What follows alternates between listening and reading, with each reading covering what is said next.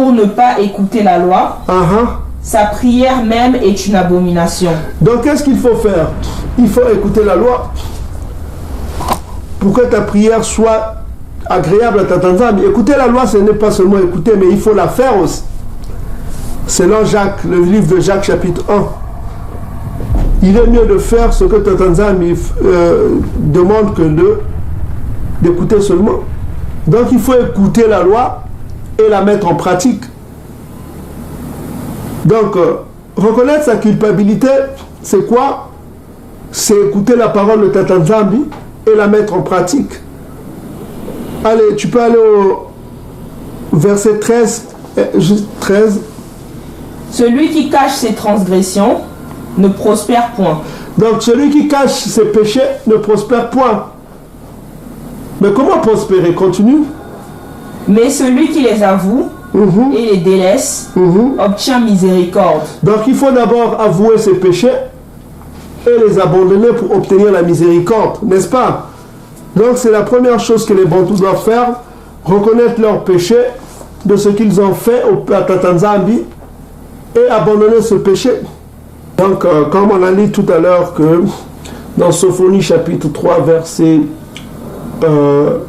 9, il a promis de donner à son peuple des lèvres pures afin qu'ils invoquent tous le nom de Tatanzambi pour le servir d'un commun accord.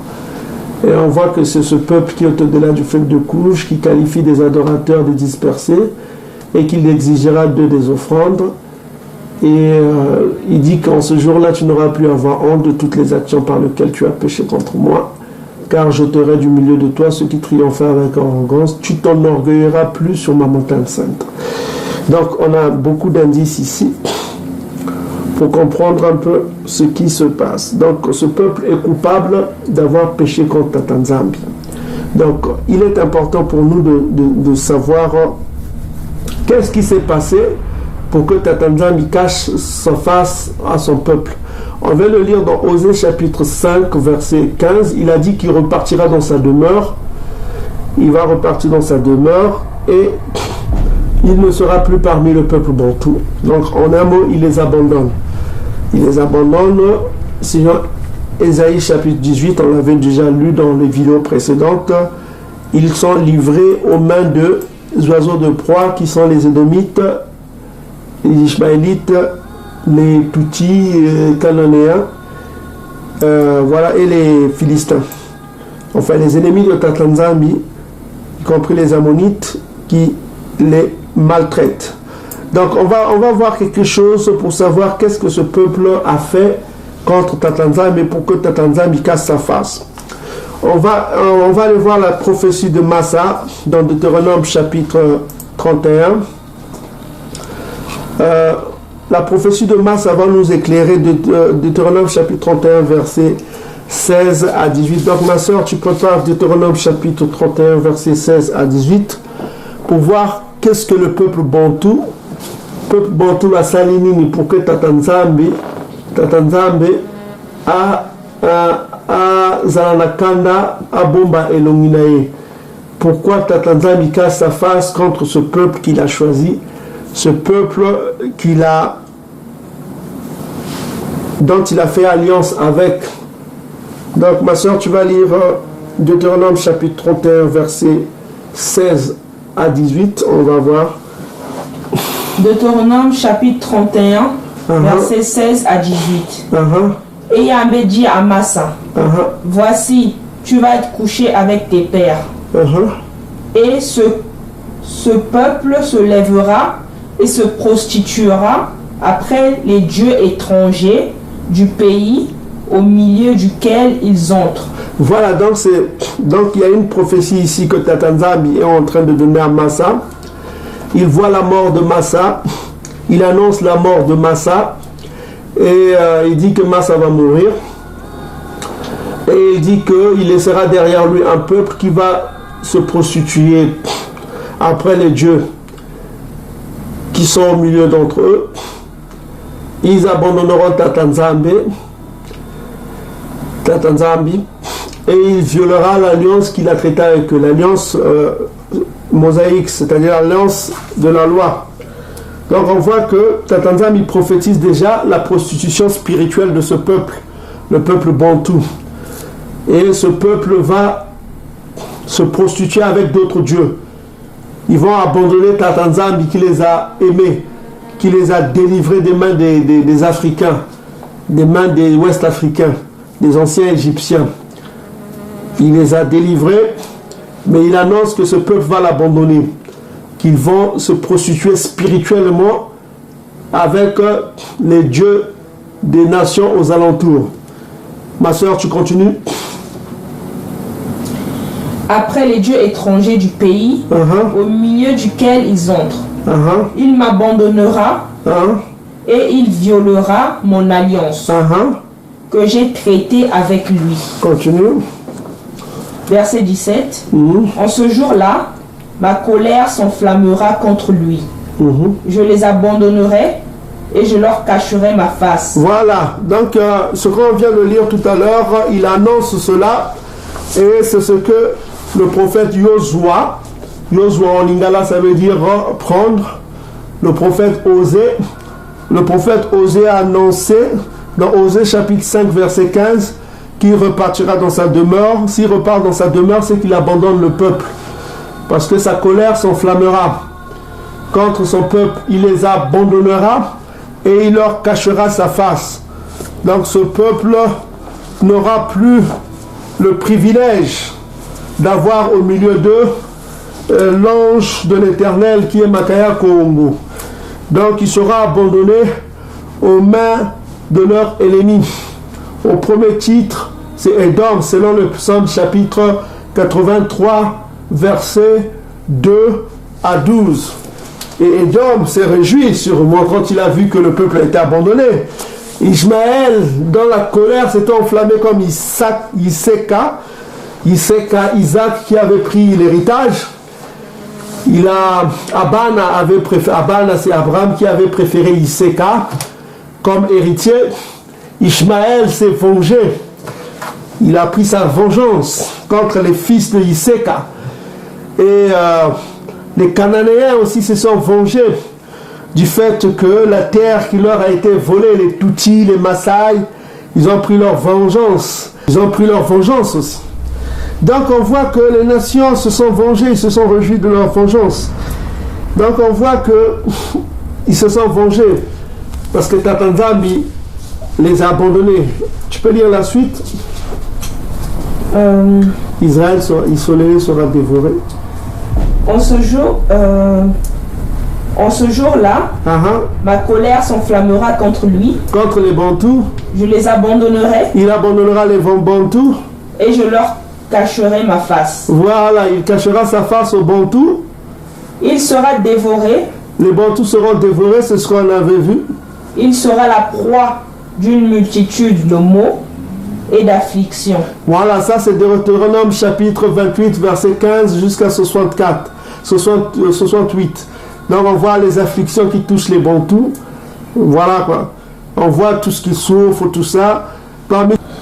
Donc, comme on a lu tout à l'heure dans la conférence de presse, donc je voudrais faire un point aussi sur je voudrais faire un point précis, parce que dans Deutéronome chapitre 31 qu'on vient de lire, on a vu que le Tout-Puissant cache sa face à son peuple, parce que son peuple, selon la prophétie, s'est prostitué avec des dieux autres que le Tout-Puissant.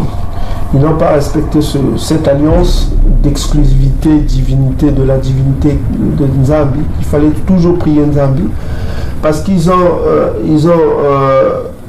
péché contre Tatanzambi. Tatanzambi cache sa face à ce peuple. Alors s'en est suivi les malédictions. Donc si vous allez dans le livre de Deutéronome chapitre 28 verset 1 jusqu'à 14, on parle des bénédictions si le peuple garde les commandements. Mais quand vous arrivez à partir du verset 15 jusqu'à 68, on parle des malédictions qui arrivera au peuple bantou. Donc, d'abord, pour comprendre ces malédictions, il faut comprendre deux termes. Il y a le terme qu'on appelle Égypte. Qu'est-ce que ça veut dire? Selon le psaume 105, verset 23, l'Égypte veut dire la terre de Cham. Ça veut dire l'Afrique. Ça, oui, il faut retenir, vous savez ce que ça veut dire. Et puis, il y a un autre terme qu'on voudrait vous monter, c'est le terme bantou, que les bantous utilisent tous les jours, mais ils ne connaissent pas encore que c'est de l'hébreu. C'est le terme Ngo. Quand vous allez ici, le terme Ngo en hébreu, parce que par la grâce du Tout-Puissant, on a acheté un dictionnaire de Philippe Raymond qui s'appelle Dictionnaire d'hébreu et d'araméen biblique, parce qu'il y a 2 livres qui ont été écrits en hébreu. Il y a 2 livres qui ont été écrits en araméen, c'est-à-dire le livre de Daniel et le livre de Ezra, ce que vous appelez Ezra. Ça, c'est suite à l'occupation babylonienne. L'araméen a été parlé plutôt dans les pays, dans la Mésopotamie antique, qui faisait partie, qui comprenait l'Iran actuel et puis l'Irak. Donc, on voudrait vous montrer que le Ngo, qui est beaucoup utilisé par les Bantous, ils ne savent pas que c'est. Donc, les Bantous, en fait, appellent les païens, les Ngo. Le Ngo, comme vous voyez ici sur le livre, c'est Ngo. Ngo, c'est les païens, ça veut dire les nations, les peuples.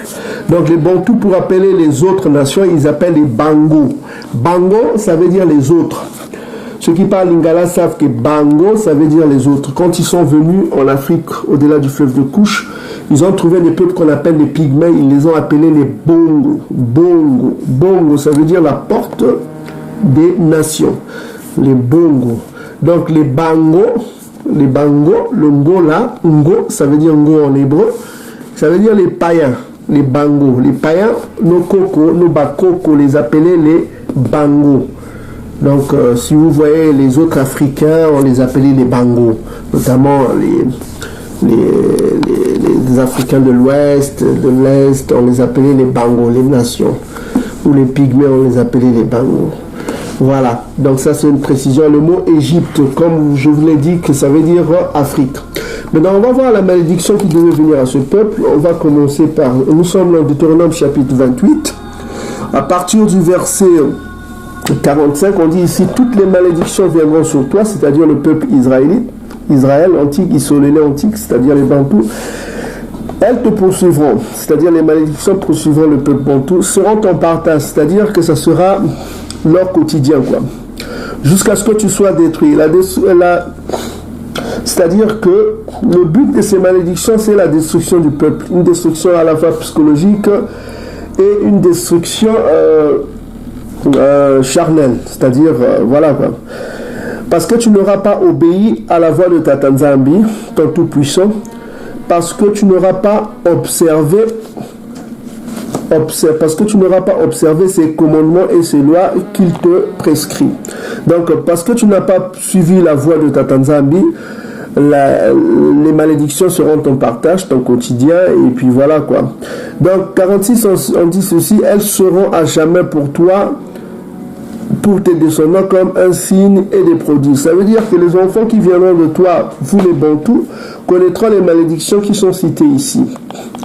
Pourquoi? Parce que vous n'aurez pas servi ta Tanzambi avec joie et bon cœur. C'est écrit là. Or, le service appartient aux Bantous. On a bien vu dans ce qu'on vous a déjà lu, Ésaïe chapitre 44, verset 1, et puis on a dit que ils serviront ta Tanzambi dans Sophonie chapitre 3, verset 9 jusqu'à 20.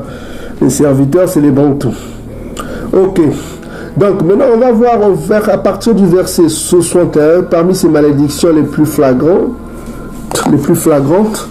Donc on a vu que ta Tanzambi amènera sur toi, c'est-à-dire sur les Bantous, toutes les maladies de l'Égypte, de l'Afrique. C'est-à-dire qu'on ne peut être victime des maladies africaines que quand on vit en Afrique. Parce que, voilà quoi, on dit bien les maladies d'Afrique. Parce que là, ils étaient sortis d'Égypte, ils allaient vers la terre promise. Parce que le Tout-Puissant les conduisait là-bas. Parce que là, c'était Massa qui leur donnait les instructions. On dit ici, il amènera sur toi, ta Tanzambi amènera sur toi les Bantous, sur le peuple Bantou, toutes les maladies d'Afrique. L'Égypte, c'est l'Afrique, on vient de vous le dire, devant lesquelles tu tremblais. Donc ça veut dire que le peuple connaissait ces maladies africaines, parce que quand ils étaient esclaves en Afrique, ils connaissaient ces maladies africaines, tropicales notamment. Et elles s'attacheront sur toi, ces maladies africaines s'attacheront sur les Bantous. Donc entre autres maladies africaines, on a le palu, on a tout ça, et puis on a la maladie du sommeil, toutes ces maladies africaines. Voilà quoi, s'attacheront